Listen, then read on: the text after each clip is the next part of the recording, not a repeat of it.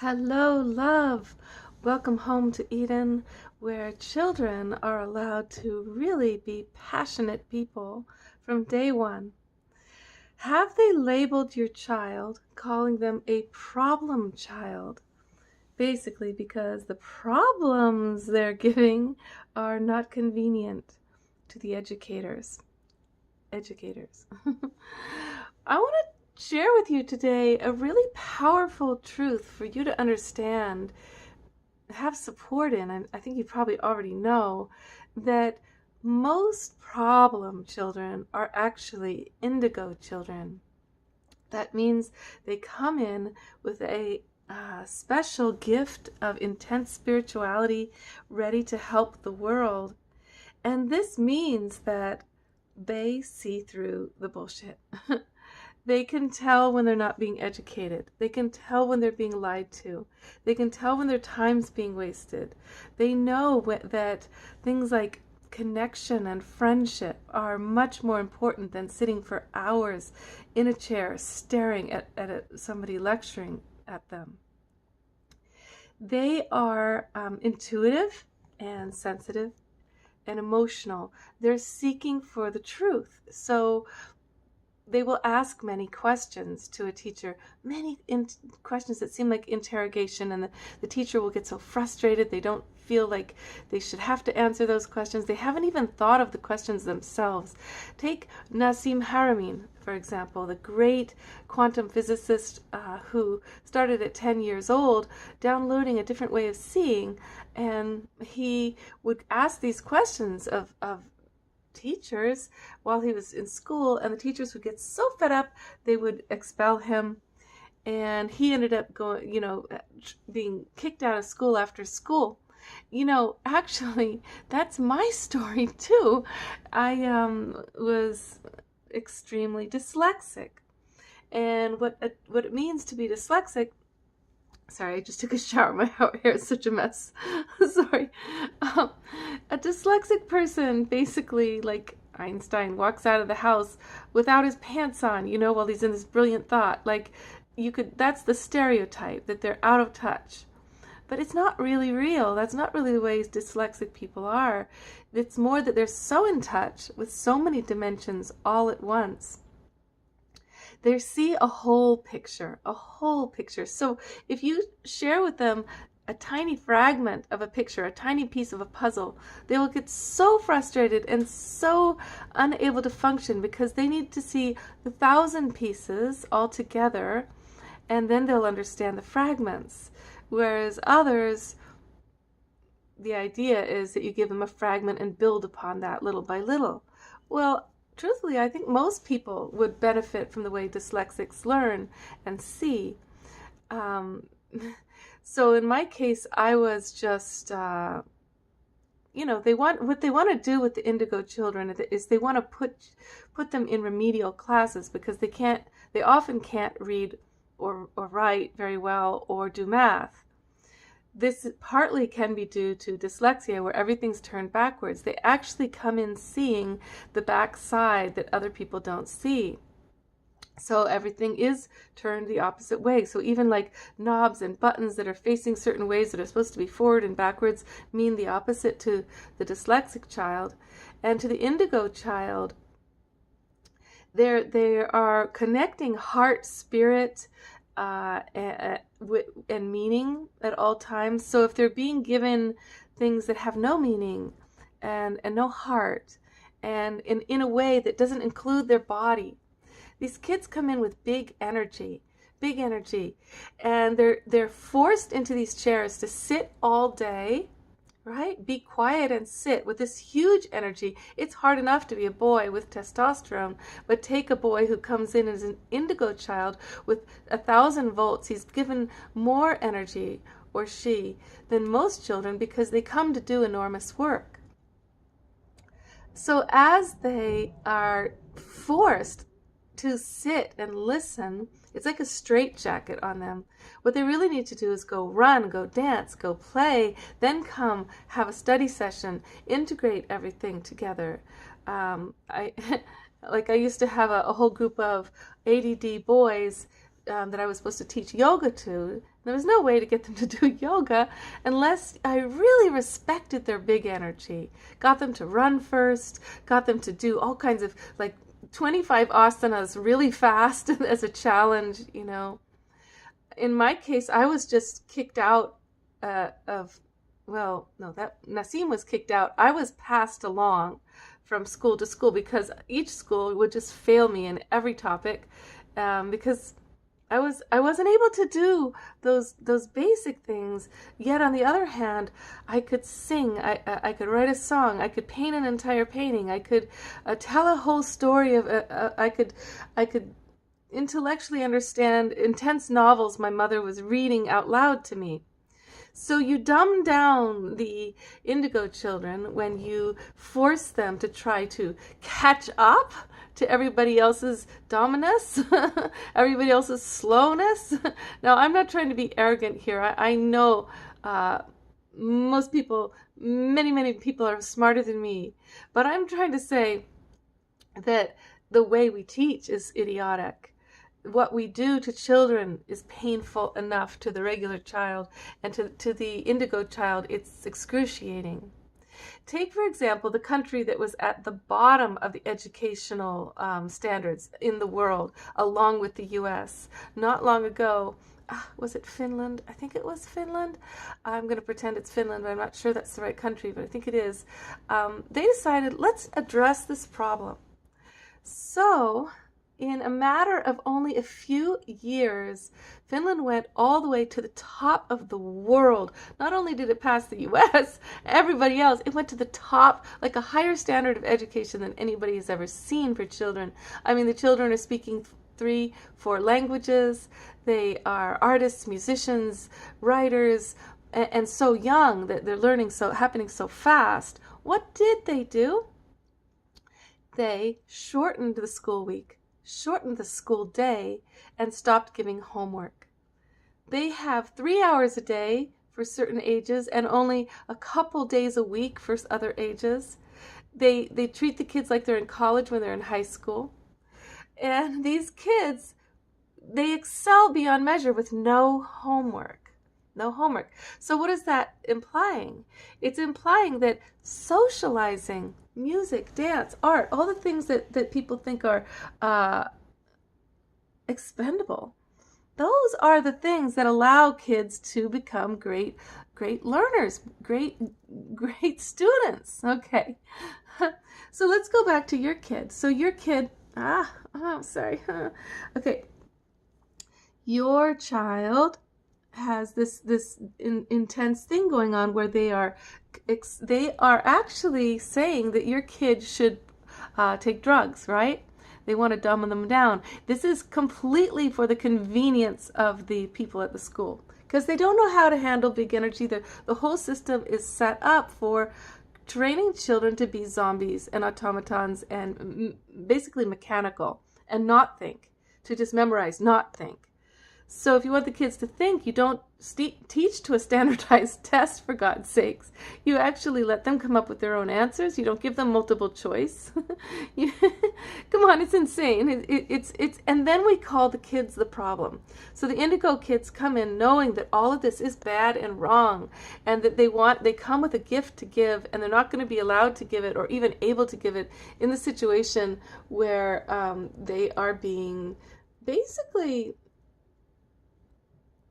jailed. I mean, abused. I mean, when you can't even laugh. I was at a kid's classroom. I was looking for a school for my daughter one time, and I went into this classroom, and the lady was shouting at this little boy because he was doing this with his pencil. He was tapping his pencil a little bit. Absolutely not, Joey. You may not do that. Sit still all day. Not even shake a pencil, right? So what are you going to do? Because if you just go along with this, you're going to be part of abusing your child, and they're going to hate you as much as they hate everybody else at that school. The restraints they're going through, they're going to... Restraints, let's think about that. Say you have a kid who's getting restrained at school because their energy is so intense and they will not put up with the way the school is giving them rules and such. So you could say that this child might also be in touch with the fact that there's just not enough touch in this world. That to be held firmly and strongly and passionately is better than nothing going on, no connection. The kids come in with a full understanding, these indigo kids, these problem kids, that love, connection, touch, psychicness, art, dance, movement, creativity, humor is what it is to be human. And thinking, being creative, coming up with new ideas. They understand all of this intuitively. So now, their humor, take their humor. The humor gets them in big trouble because they're going to tease others, they're going to make jokes, they're going to do the opposite of what they're supposed to for the benefit of their peers. They're going to be, they'll be the heroes of some of their peers because they will be like just so funny, and so irreverent. But if you take this child and give this child what they really need, they are not irreverent. They're the opposite. They're the most reverent. They're the most interested, fascinated kids.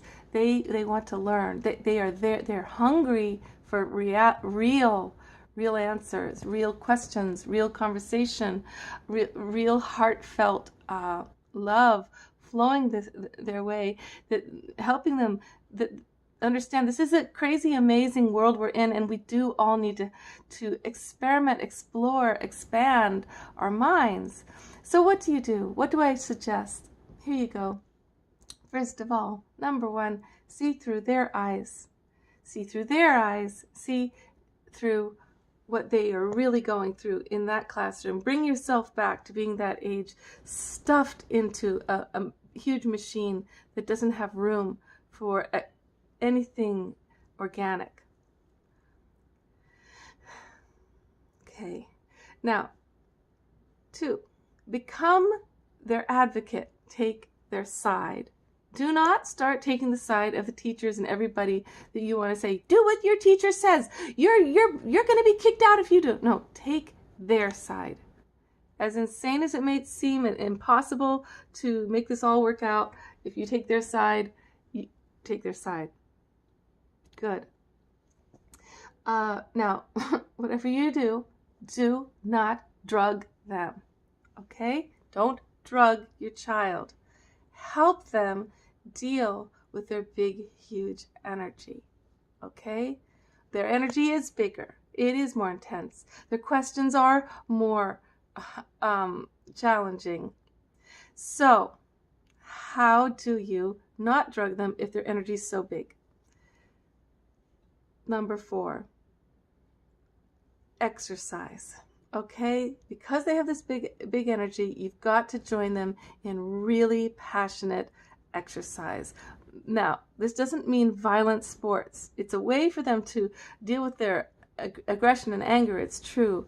But it would be better if it's like, well, it can be a little bit violent, like soccer, karate, ultimate frisbee, dance, partner dancing, hiking, the kind of things that actually involve social interaction, teamwork, and have a meaningful component along with the exercise, because their brain is so active. Now, all of those endorphins, all that exercise is going to help them come out of just being too heady, okay? They're going to come into their body. Now, if they're getting a lot of restraints and a lot of this and that, remember they need hugs, really big, passionate hugs. Wrestling with your kid, joking, wrestling, like passionate, just hugging. I am not talking about any sexual energy here being conveyed. I'm talking about pure, good, clean, passionate hugs. Holding their hand, playing with them, giving them foot rubs or back rubs. They are likely, this physicality is going to really help them. Swimming. Okay, now, nature. Take your kid out of that classroom, out of that mechanical environment, and get into nature with them. Join them. Don't tune out on your phone and your little boredom of inability to connect, okay? You be present. Both, it's no more, okay, you can't let them live on that little thing, those little video games and stuff are ruining them, ruining your child.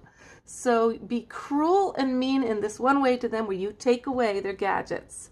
Take them away for most of the day. Give them a half hour here and there. They're allowed to be on them. Don't use those as babysitters, okay? You're going to get your kid art supplies. When you need to have that break to do the dishes or whatever, and they're so intense, you're going to get them books to read, or well, books on tape if they can't read. You're going to get really intense books, really, really interesting books you'd be interested in too, on topics they are interested in, okay?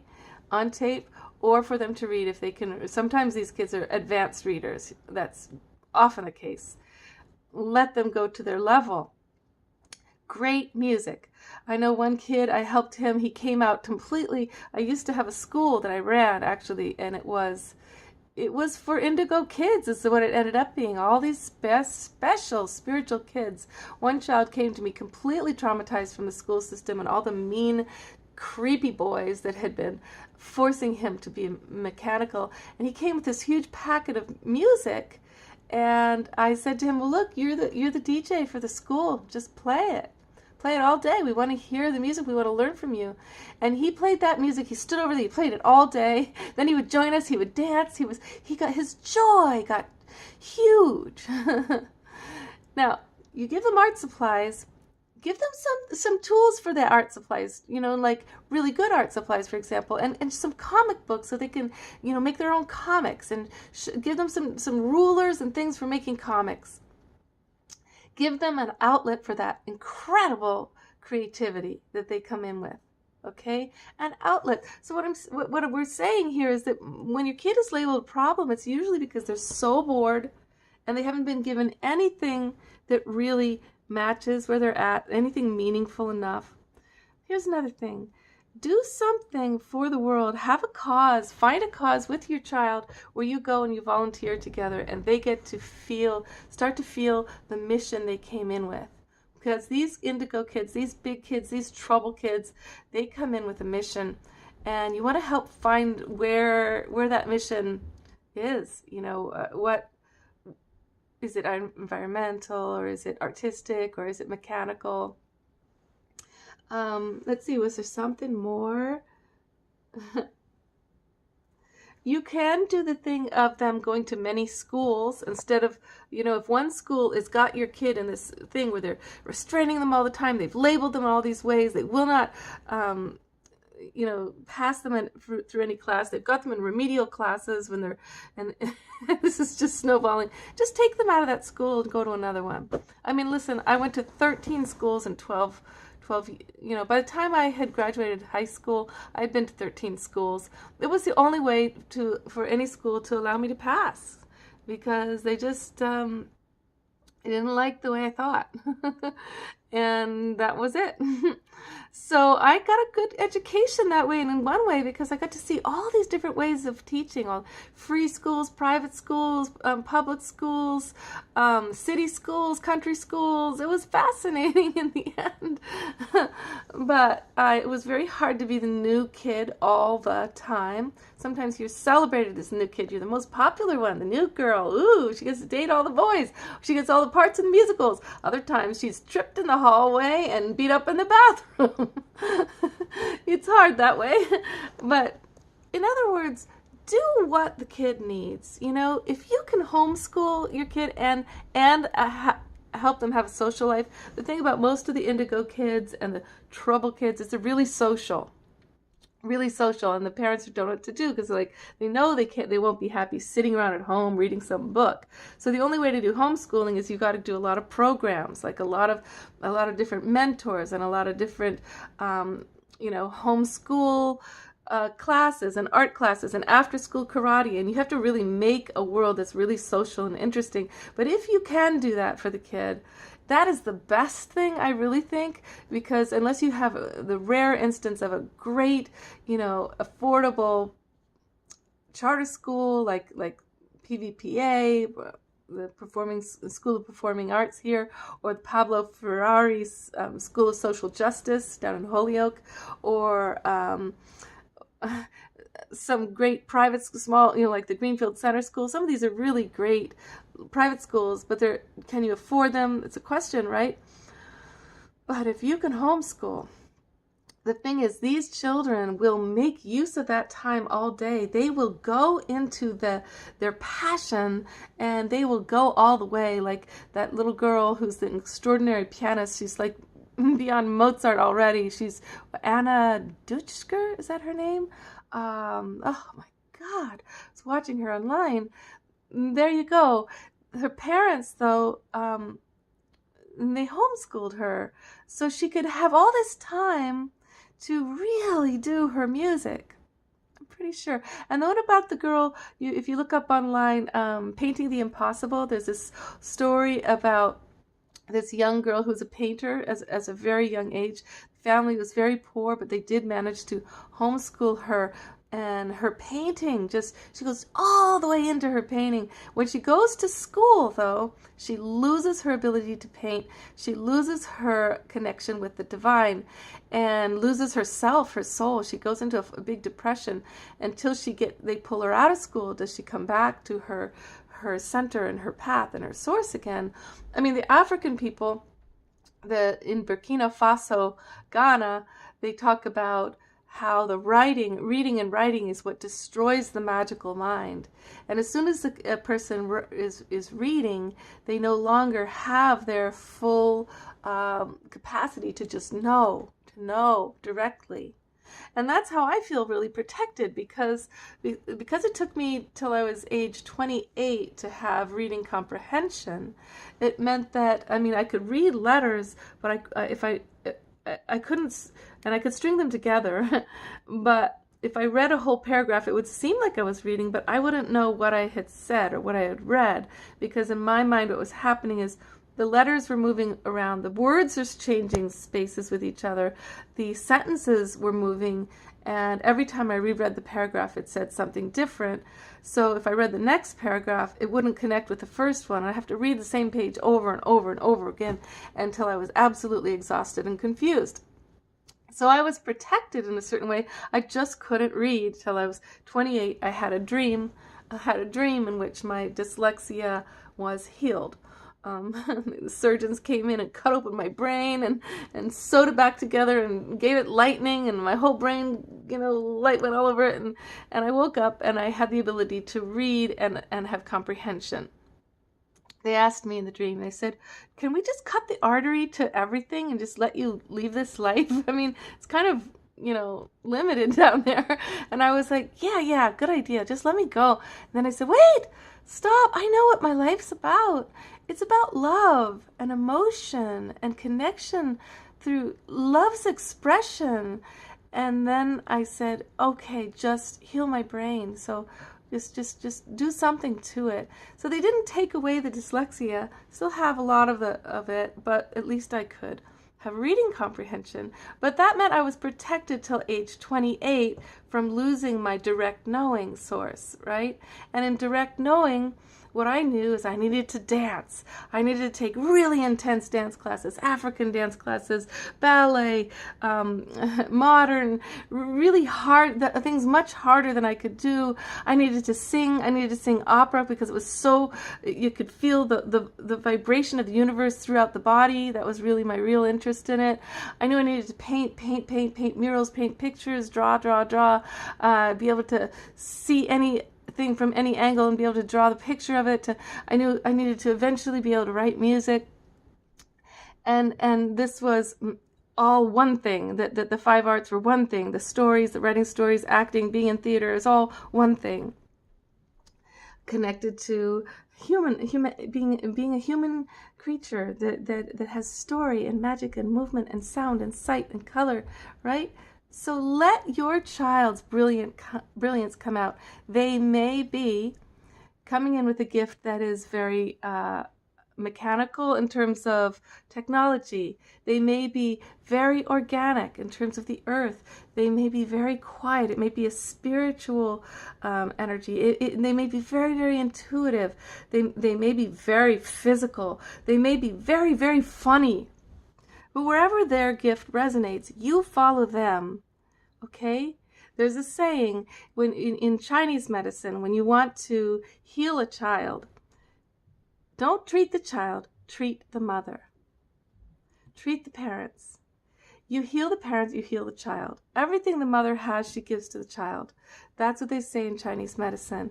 And in this case, it's really, really true, because your idea that there's something wrong with your child and the world's idea that they are the wrong ones and they're the bad ones, that is an illness that the child comes in to heal.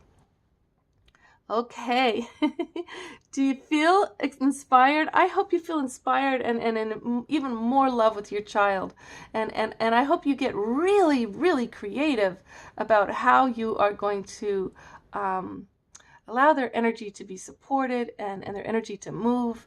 And you get engaged with this. And remember that these children, these indigo children that are supposedly problems children, the reason they're so angry is because they come in and they're all about love, and what they're given is disconnect and anger and people's and profound disapproval.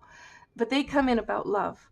So you gotta find your love, your heart, your passion for them. You gotta join their cause. Okay? Join their cause. Join this cause. This is Eve's Eden, love life. Let's love life. Let's return to the garden. This is your garden. But you get to create this garden. And why not just work like a permaculture garden with what is, with what naturally happens, what's naturally going on, instead of trying to rip it all up, suppress it, pour chemicals on it, sterilize the garden. What are you going to grow? A couple of weak little lettuces. No, instead, work with all the wildness of the rough and tumble weeds that are already there, and and discover the medicine in the wild weeds of your child. Okay? The wild garden of parenthood. Okay. Much love, much love, much love, darling.